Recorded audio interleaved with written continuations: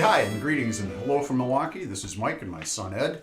Tiny Eddie. Tiny Eddie, and today we're doing my Christmas gift from Eddie, so it's got to be good, right? I would hope so. Yeah. If it's not, I'm going to be sad. It is Angel's Envy. Yeah. And look at this cool bottle. It's pretty nice. It's different. Fun. Yeah. I'm sure a lot of people know about Angel's Envy. I didn't. Yeah, but this is Kentucky Straight Bourbon whiskey finished in port barrels. Yeah. Okay. Yeah. So let's get a pour. Yeah. So now the thing is with this, since bourbon has to be aged in new oak casks, right? Right. So this technically isn't a bourbon.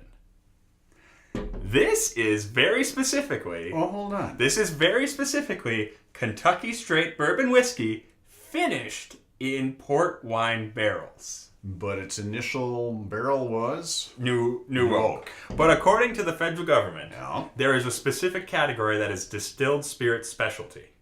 That is for something that doesn't necessarily fit into anything else. Now, they could have just called this an American whiskey, but they didn't want to. Oh, right. Because they wanted to call it a bourbon, but they can't call it a bourbon. So they had to put it in that category of specialty and call it bourbon finished in port barrels. Okay. Yeah. Damn the government. This is probably going to be pretty good. Yeah. See, I like bourbons. Ooh. Oh. So this is they can't put an age state on it because it's a finished bourbon. You're not allowed to. But it's usually about 6 years old, approximately. So, Okay. Cool. What are you getting on the nose? So that is bourbony. That certainly is bourbony. I mean, there's that big oaky flavor that you always get with a new cask. A little bit of the vanilla, cherry. Yeah. Yeah, I'm for kind sure. of getting. But there is. I'm kind of getting a raisin cookie with a little syrup. Sure. Yeah. Sure. There is a lingering little grapey something in there. Yeah, raisin cookie is a very good analogy. All right, I want to get a sip. I gotta say, the nose on this is not like other bourbons. No, it's a little more subdued. it is. Yeah, it's a little sweeter, vanilla-y. Get a taste, because it is not just that straight up oaky. A lot of bourbons, I find it's like chewing on a piece of wood. Like there's so much oak there because of the new cask. This is much more subtle. You know, It's got a lot going on. yeah. I mean, it's still very sweet. And it's still, I mean, it definitely does still taste like bourbon. It still tastes like a corn-based whiskey. Yep. But yeah, there's a lot more. What is the proof on this? 43.3. That 0.3 is very important to me. And this one ran me 52. Okay. Or 53, somewhere in that range. But I've seen it go for higher depending on where you are. I've seen it as high as like 61 here in Wisconsin. But around 50 to 60 is pretty normal, I think. On the taste and the finish, it doesn't stick with you like a true bourbon does. It just doesn't flow and coat and... I mean, it's still there. Yeah. But it doesn't have that heavy-handed bourbon-esque No. flavor. No. Which is actually kind of nice. The finish is kind of a light creamy, like almost like a light cream. You know, if you mixed half and half in raisins, kind of. Yeah, yeah.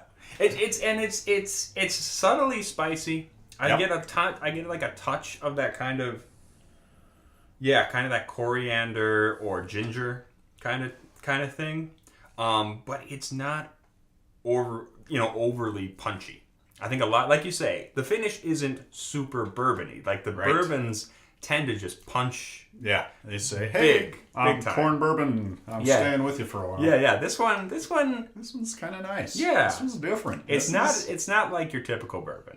It still has a lot of the hallmarks, but I feel like for me, someone who doesn't necessarily like bourbon as much as this one, this is a really nice middle ground between bourbon and like Irish or even like bourbon and like a wine finished Scotch. Yeah, I had to put a splash of water into mine just to see what it would do for this thing. Yeah, man, let's see what happens. And it does look actually pretty oily when you drop some water in it. Yeah. I think that picks up more of the sherry.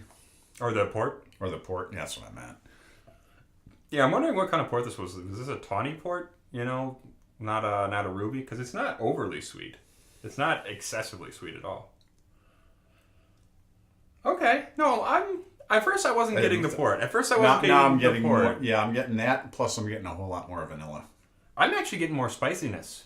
I'm getting almost more like a dill note, which I think for me as a rye guy, I'm always looking for. I don't know if this is actually a rye mash bill. I'd imagine it is, but that also could be coming from the oak. Makes it almost flat. Oh, okay. Wow. Maybe I put too much water in there, but yeah, No. Here, try that. Yeah, I kind of agree. I only put a drop I put quite a bit in just for aromatic purposes. Open that up, see if the port opens, see if I got a lot of the. It's still very buttery and creamy, but I'm not getting the vanilla like I was. No, not the raisiny. It's kind of flattened it out. Yeah. So. Yeah, there's not that whole bunch of fruit. Like I feel like when you put water in here, like when I find a bourbon I do like that big cherry flavor. And if you put water in here, I feel like it kind of kills the fruit a little bit. It just dilutes it. Yeah. Yeah, on the taste. Hey, what are you gonna do? So yeah, but Angel's Envy. I like it. Yeah, I think it's pretty good. It's again not my first choice. Bourbon isn't usually my first choice overall. Right. I like bourbon well enough, but yeah, cool. Yeah. So everybody, this has been fun. Thank you for watching, and stay rotten.